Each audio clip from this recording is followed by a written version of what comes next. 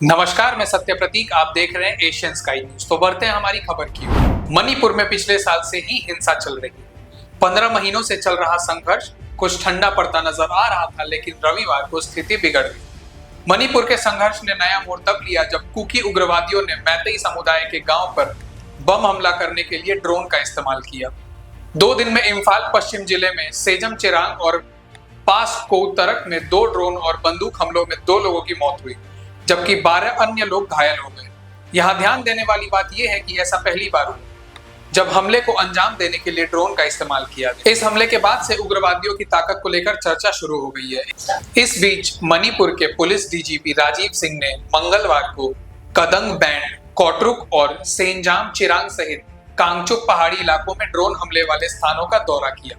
Drone हमले ने सरकार की चिंता बढ़ा दी है। इसकी वजह से देश की सुरक्षा पर खतरा पैदा हो गया है। मणिपुर में 2 समुदाय के बीच चल रहे संघर्ष में ड्रोन अटैक को एक बड़ा हमला माना जा रहा है। इसकी वजह यह है कि ड्रोन अटैक को एकदम से अंजाम नहीं दिया गया है, बल्कि पूरी प्लानिंग के साथ ड्रोन के जरिए गांव पर बम बरसाए गए हैं। ज्यादातर मौकों पर ड्रोन का इस्तेमाल गृह युद्ध और अंतरराष्ट्रीय सीमाओं के आर पार हमला करने के लिए होता है। साल 2020 में नागोर्नो काराबाख युद्ध के बाद ड्रोन से हमले का ट्रेंड चल रहा है। अमेरिका तो लंबे समय से ड्रोन अटैक का ही इस्तेमाल कर रहा है। ड्रोन अटैक से दोनों प्रतिद्वंदी गुटों के बीच तनाव बढ़ भी सकता है, क्योंकि अभी तक पारंपरिक हथियारों से चल रहा युद्ध अब आधुनिक हथियारों की तरफ मुड़ रहा है। सिर्फ इतना ही नहीं, बल्कि अभी तक जो लोग हिंसा से बचे हुए थे वे भी अब इसकी चपेट में आ सकते हैं। सबसे बड़ा डर इस बात का है कि ड्रोन का इस्तेमाल भारतीय सीमा के पार से भी किया जा सकता है, जिसका फायदा उग्रवादी जरूर उठाना चाहेंगे। अगर ऐसा होता है तो उन्हें काबू करना मुश्किल हो सकता है।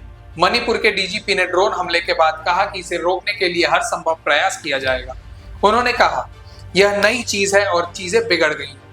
हम इसे बहुत गंभीरता से ले रहे हैं। हमने एनएसजी यानी नेशनल सिक्योरिटी गार्ड से बात की है तथा और भी एक्सपर्ट्स आ रहे हैं। हमने ड्रोन की गंभीरता से जांच करने के लिए एक समिति गठित की है। हम जल्दी ड्रोन हमले से निपटने के लिए साधन तलाशेंगे। हमारे पास ड्रोन से निपटने के लिए कुछ साधन हैं और हम उन्हें तैनात कर रहे हैं। हमारी इस खबर में बस इतना ही। ऐसी और खबरों को जानने के लिए देखते रहिए एशियन स्काई न्यूज।